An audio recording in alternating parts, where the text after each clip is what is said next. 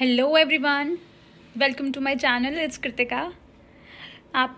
आज हम लोग अपना जो नया चैप्टर है वो स्टार्ट करने वाले हैं ओल्ड एनसीईआरटी का चैप्टर नंबर 5। ओके, सो ये जो बुक है वो ज्योग्राफी की बुक है। इसके 4 जो चैप्टर्स है वो हमने ऑलरेडी कंप्लीट कर लिए हैं। जिसको भी देखने हो उसकी एक प्लेलिस्ट बनी हुई है चैनल पे, अब वहाँ जाके विजिट कर सकते हो। ठीक है, अब हम अपना ये जो नया चैप्टर है वो स्टार्ट करने वाले हैं। एक चीज़ और, thank you for the YouTube family. आज इवन कल हम मेरे जो है 100 सब्सक्राइबर हो गए हैं चैनल पर, तो उसके लिए थैंक यू।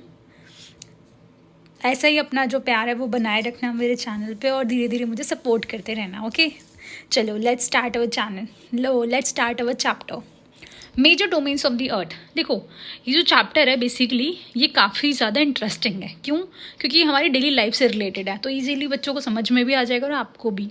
और इवन कुछ इंपॉर्टेंट फैक्ट्स भी हैं जो इस चैप्टर में दिए गए हैं, वो आप लोग लाइन टू लाइन अंडरलाइन कर लो या फिर नोट डाउन कर लो अपने नोटबुक में, ताकि आपको पूरा चैप्टर पढ़ने की जरूरत ही ना पड़े बाद में।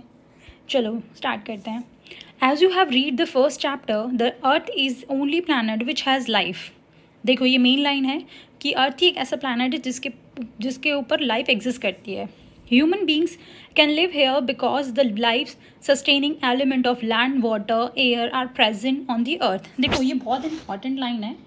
इसको आप एक बार ना अपने माइंड में हमेशा रखना। जैसे कि असर्शन और रीज़न वाले क्वेश्चन में पूछ लिया जाता है कि क्या रीज़न है कि अर्थ के ऊपर जो लाइफ है वो एग्जिस्ट करती है, तो क्या क्या रीज़न है। 4 जो एलिमेंट्स हैं मेनली हमारे अर्थ पर, जो हमारी लाइफ को मतलब यहाँ रहने लायक बनाते हैं, हम लोग ज़िंदा रह सकते हैं अर्थ पर। उसकी क्या क्या रीज़न एलिमेंट्स हैं वो क्या है? लैंड है, वाटर है, एयर है, और इवन ऐसी बहुत सारी चीज़ें हैं जो अर्थ पर हमारी लाइफ है उसको सर्वाइव करने के लिए सूटेबल बनाता है। The surface of Earth, the surface of Earth is a complex zone in which 3 main components of environment meet, overlap and interact. The solid proportion of Earth on the which we live is called lithosphere. चलो देखो, हमारा जो अर्थ है ना वो बहुत सारी चीज़ों से मिलकर बना है। ठीक है, अब जो मेन तीन जो वो होते हैं ना जोन्स हैं हमारे अर्थ के, ये मान के चलते हैं। ठीक है, उसमें जो पहला जोन है वो हम लिथोस्फेयर को कहते हैं। लिथोस्फेयर वो एरिया है हमारे अर्थ का जो लैंड एरिया जिसे हम कहते हैं, solid proportion of earth which we live. हम लिथोस्फेयर पर रहते हैं एक तरह से, ये मानकर चलो। ठीक है, लिथोस्फेयर वो पार्ट है अर्थ का जिस पर हम लोग रह रहे होते हैं, ज़मीन एक तरह से मान के चलो। ठीक है, अब ज़मीन है जब भी तो हम रह पा रहे हैं, पानी पे तो हम नहीं रह सकते। हम लोग भाई मछली तो है नहीं कि पानी पर भी पानी के अंदर रहने लग जाएंगे, या फिर हम बर्ड्स नहीं हैं जो हवा में उड़ते रहेंगे हर टाइम। हमें एक जगह रहने के लिए ज़मीन चाहिए, हाँ, यानी कि हमें लैंड एरिया चाहिए। तो जो लिथोस्फेयर वाला एरिया है वो लैंड एरिया को कवर करता है। ठीक है, the gaseous layer that surrounds the earth is the atmosphere where oxygen, nitrogen, carbon dioxide and other gases are found. Water covers a way okay, जो एटमॉस्फेयर है वो क्या है? देखो, एटमॉस्फेयर जो है ये वो पार्ट है, एयर वाला पार्ट है। ठीक है, एटमॉस्फेयर में बहुत सारी गैसेस होती हैं जो हमारी लाइफ के लिए बहुत ज़्यादा एसेंशियल है। ठीक है, जैसे ऑक्सीजन जो है वो बहुत ज़्यादा इंपॉर्टेंट है, हम लोग विदाउट ऑक्सीजन जी नहीं सकते। ठीक है, तो एटमॉस्फेयर कौन सा पार्ट है? जहाँ गैसेस फॉर्म एग्जिस्ट करती हैं। ठीक है, जितनी भी गैसेस होते हैं वो लिथोस्फेयर में आती हैं। अब हाइड्रोस्फेयर क्या होता है? हाइड्रो का मतलब पानी होता है। ठीक है, तो हाइड्रोस्फेयर वो पार्ट होता है जो पानी वाला पार्ट होगा ना अर्थ का। Water covers a very big area of the earth surface and this area is called hydrosphere. Earth के ऊपर जितना भी एरिया पानी वाला है उसे हम हाइड्रोस्फेयर करते हैं। ठीक है, अब एक बात बताओ, क्या हम खाली लिथोस्फेयर पे जी सकते हैं? नहीं।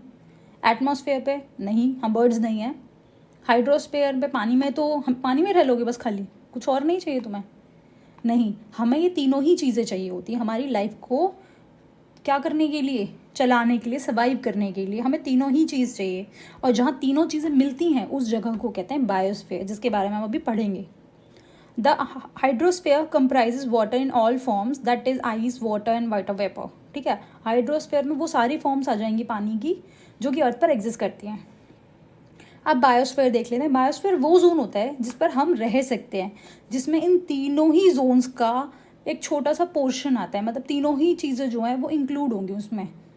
The biosphere is a narrow zone where we find land, water, air together which contains all forms of life. Biosphere में तीनों ही चीज़ें आएंगी, लिथोस्फीयर भी आएगा, एटमॉस्फेयर भी होगा और हाइड्रोस्फीयर भी होगा, क्योंकि तीनों ही चीज़ें हमारी लाइफ के लिए बहुत ज़्यादा मैंडेटरी हैं, ठीक है। तो बायोस्फीयर वो जोन होता है जिसके अंदर तीनों ही चीज़ें आ जाए, ठीक है। अब हम पहले साइड में एक वो लिखा हुआ है वर्ल्ड ओरिजिन, ये पढ़ लेते हैं।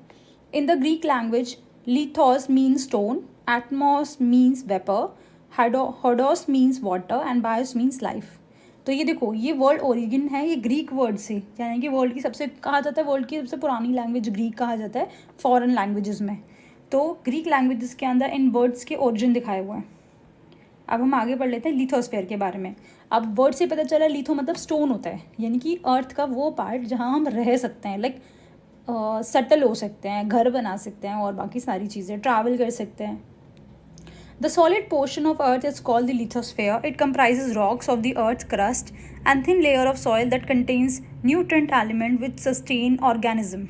देखो, लैंड वाला वो एरिया होता है जहाँ पर हम लोग चल सकते हैं, खेती कर सकते हैं, एग्रीकल्चर एक्टिविटीज़ करते हैं, इंडस्ट्री जो है वो फॉर्म करते हैं, इवन अपने घर वगैरह बनाते हैं, और जितने भी लैंड एरिया होगा वहाँ फॉरेस्ट भी होगा, ठीक है।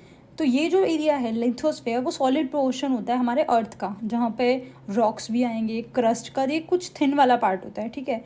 और सॉइल की जो फर्स्ट लेयर होती है वो भी इसमें इंक्लूड होती है, जिसमें हम लोग पेड़ पौधे उगा सकते हैं।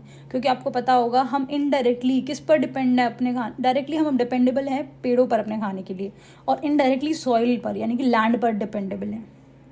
They are the two main division of Earth's surface. The large land masses are called continents and huge water bodies are called ocean basins.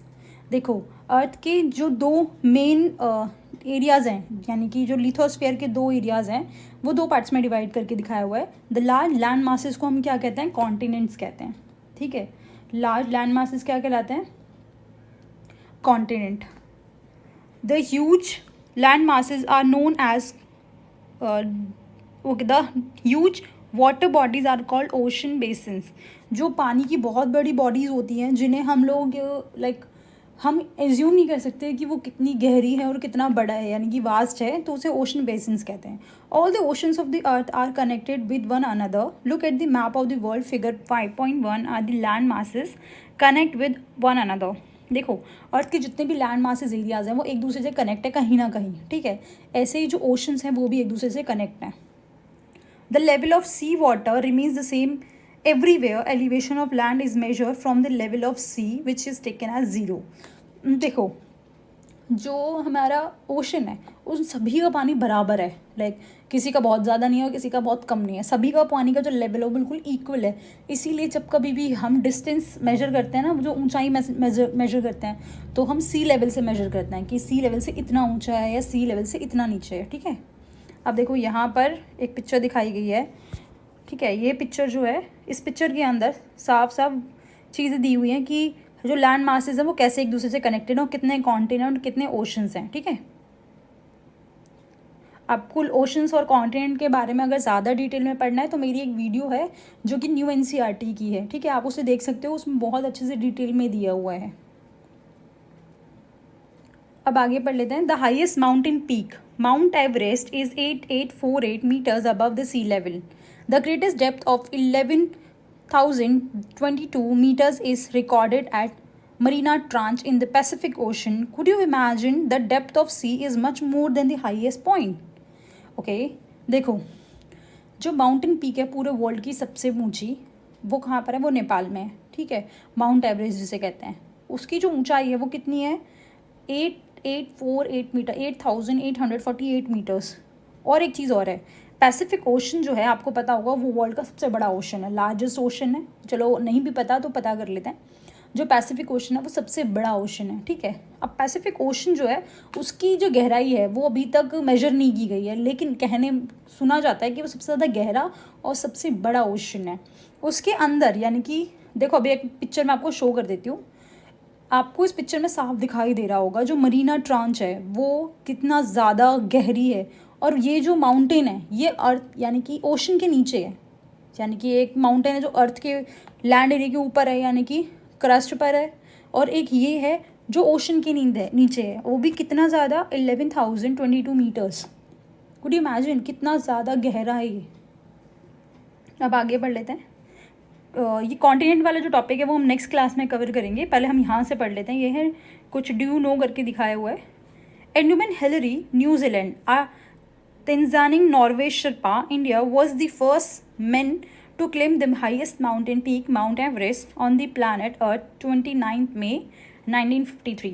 देखो ये बहुत इंपॉर्टेंट है, ये जीके का भी एक क्वेश्चन है काफ़ी इंपॉर्टेंट, और वैसे भी पूछ लिया जाता है एमसीक्यूज़ वगैरह में। यहाँ पे दो लोगों का नाम दिखाया है, पहला है एडमंड हिलरी जो न्यूजीलैंड की है, और इंडिया की है तंजानी नॉर्वे शिल्पा। ठीक है, अब ये दोनों जो लोग हैं ये कौन है? ये दोनों ये दोनों वो लोग हैं जिन्होंने सबसे पहले माउंट एवरेस्ट जो है उसके ऊपर चढ़ाई की थी और उस पीक तक पहुँचे थे। और ये कब की बात है? ये 29 मई 1953 की बात है, आफ्टर इंडिपेंडेंस। और देखो 29 मई, यानी कि हमारे लिए तो ये समर का मंथ अच्छा खासा, लेकिन इस टाइम पर भी इवन देखा जाए तो पूरे साल माउंट एवरेस्ट पर बर्फ़ रहती है, और वो भी बहुत ज़्यादा थिक लेयर। ठीक है, अब एक और है जिनको तबोई Japan was the first woman to reach the summit on 16th May 1975. The first Indian woman to climb the highest peak on 23rd May 1984 was Bachedri Pal।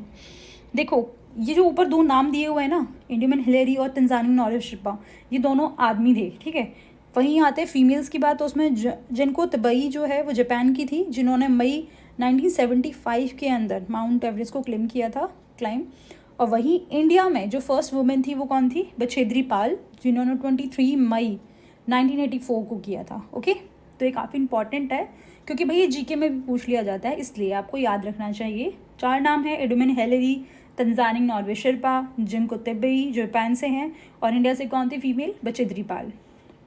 तो आज की क्लास में हम इतना ही करने वाले हैं, नेक्स्ट क्लास में इसका बाकी का जो चैप्टर है वो हम कंप्लीट करेंगे। Okay, so if you like this video then please like, comment and subscribe my channel for more such videos. Bye bye.